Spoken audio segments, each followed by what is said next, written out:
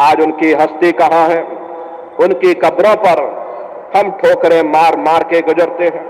उनकी हड्डियां हमारे पैरों तले कुचली जाती हैं। क्या हम भूल चुके एक समय हमारा भी आएगा, हमारी भी कब्रों पर लोग ठोकरें मार मार के गुजरेंगे, हमारी भी हड्डियां लोगों के पैरों तले कुचली जाएंगी। इसलिए महात्मा कहते हैं, वे मन रे क्यों गुमान अब करना, तन तो तेरा खाक मिलेगा 84 जा पड़ना।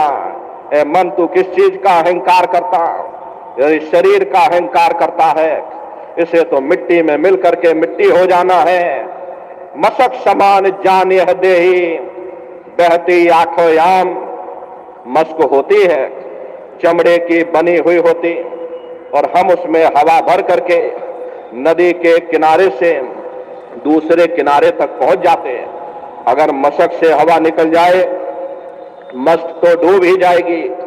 जो लोग उसका सहारा लेते हैं वे भी पानी में डूब जाते। महात्मा कहते हैं कि तुम्हारा शरीर भी उस मस्क के समान है, इसमें श्वास रूपी हवा भरी। जब तक श्वास रूपी हवा जारी है, हम दुनिया के काम काज में फंसे हुए हैं, दुनिया के कारोबार में उलझे हुए। लेकिन जिस वक्त ये श्वास रूपी हवा निकलेगी, अरे हम तो डूब ही जाएंगे। जो लोग हमारा सहारा लेकर के इस दुनिया में अपना वक्त काट रहे, वे भी घबरा जाएंगे, रोने चीखने और चिल्लाने लग जाएंगे। बड़े बड़े राजे महाराजाओं की मस्कों से हवा निकल गई। एक समय हमारा भी आएगा, हमारी भी मशक से हवा जरूर निकलेगी।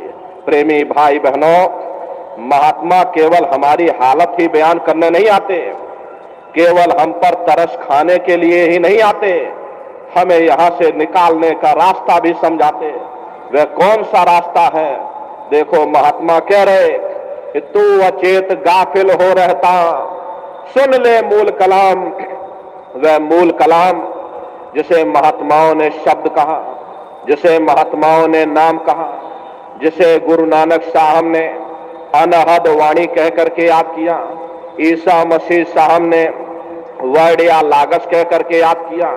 वह मूल कलाम, वो दिव्य ध्वनि, वो शब्द, वो नाम तुम्हारे सबके अंदर गूंज रही।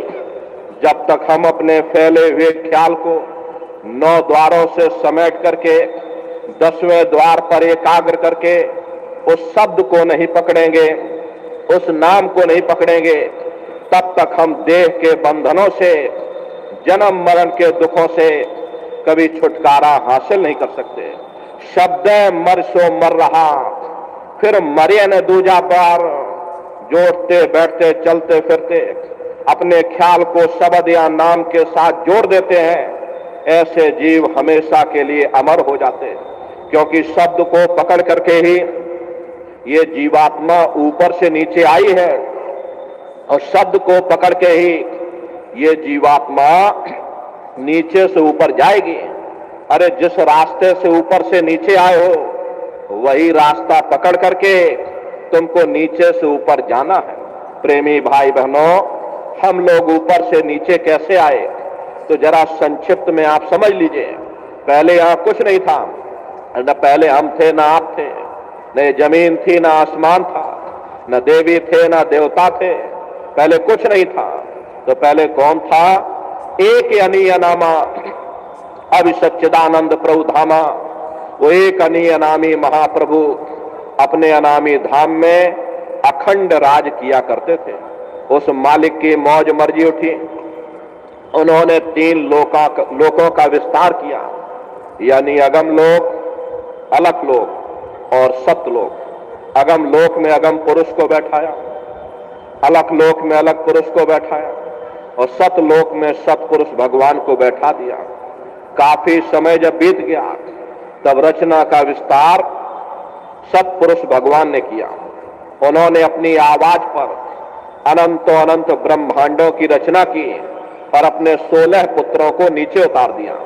निरंजन भगवान, जिनको दुनिया ईश्वर कहती है, सतपुरुष भगवान के ये सबसे छोटे पुत्र हैं। इन 16 पुत्रों ने नीचे आकर घन